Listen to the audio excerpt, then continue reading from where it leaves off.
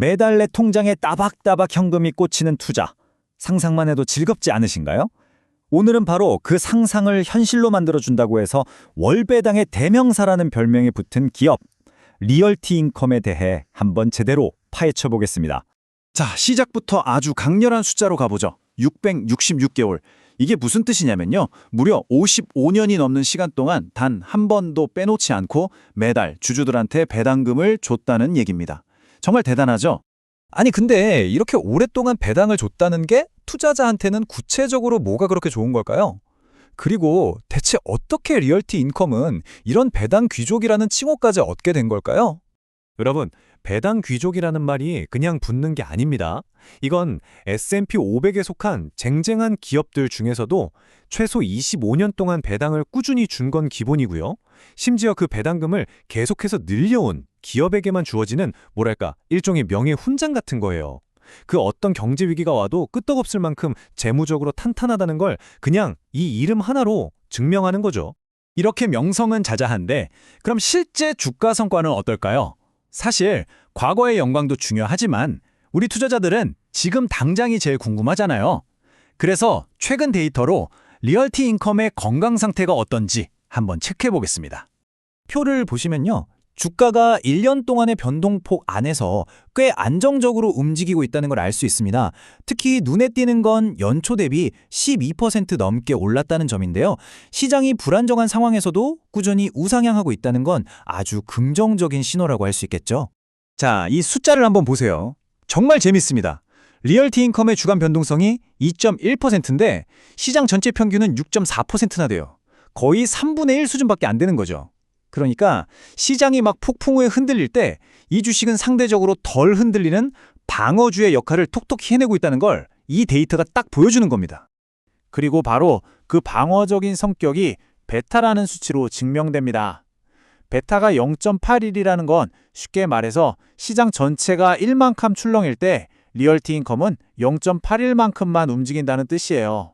시장의 거친 파도 속에서 상대적으로 안전하게 머물 수 있는 항구 같은 주식이라는 강력한 증거라고 할 수 있겠습니다. 자, 지금까지의 데이터는 꽤 긍정적으로 보이는데요.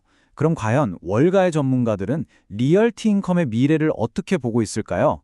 전문가들의 예측을 통해서 앞으로의 성장 가능성을 한번 가늠해 보겠습니다. 13명의 애널리스트 의견을 종합해 봤더니 결과는 압도적인 보유입니다. 이게 무슨 뜻이냐면 지금 굳이 팔 이유는 없지만 그렇다고 막 공격적으로 사기에는 가격이 좀 부담스럽다는 거죠. 한마디로 현재 가치가 딱 적정 수준에서 안정적으로 평가받고 있다는 의미로 볼 수 있습니다. 애널리스트들이 내놓은 평균 목표 주가를 보면요. 지금보다 대략 10%에서 12% 정도는 더 오를 수 있다고 보고 있습니다. 아주 공격적인 전망은 아니죠. 하지만 일부 전문가들은 훨씬 더 높은 목표가를 제시하면서 성장 잠재력이 아직 충분하다고 보고 있기도 합니다. 앞으로의 전망을 보여주는 핵심 숫자들인데요. 2026년까지 매출이랑 주당 순이익, EPS가 꾸준히 늘어날 걸로 보이고 2027년 현금 흐름 예측도 괜찮습니다. 결국 이 모든 숫자들이 말해주는 건 딱 하나예요. 바로 리얼티 인컴의 가장 큰 자랑거리인 월배당이 앞으로도 끊길 걱정은 별로 없어 보인다는 거죠. 좋습니다. 정보는 충분히 본 것 같은데요. 그럼 우리 투자자들은 이 모든 데이터를 가지고 어떤 액션을 취해야 할까요? 5.72%. 바로 이게 현재 리얼티 인컴의 연간 배당 수익률입니다. 요즘 은행 예금금리 생각하면 이건 정말 매력적인 숫자 아닌가요? 바로 이 쏠쏠한 배당 수익률이 투자자들이 단기적인 주가 흔들림에도 이 주식을 꿋꿋하게 장기 보유하게 만드는 가장 큰 힘이라고 할 수 있습니다. 자, 그래서 전문가들이 이런 3단계 게임 플랜을 제시합니다. 첫째, 주가가 54에서 55달러 선까지 내려오면 지지선으로 보고 분할해서 사모으기 시작하는 겁니다.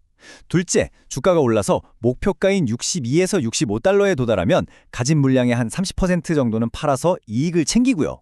그리고 마지막으로 혹시 모를 상황에 대비해서 50달러 밑으로 떨어지면 손절하는 리스크 관리까지 딱 짜놓은 거죠. 이 전략의 핵심 철학을 한 문장으로 요약하면 이렇습니다. 안정적인 배당 수익은 기본으로 챙기면서 나중에 금리가 내리면 주가가 더 오를 것도 기대해야 한다. 하지만 그렇다고 너무 과열돼서 추격 매수하지는 않는다. 어때요?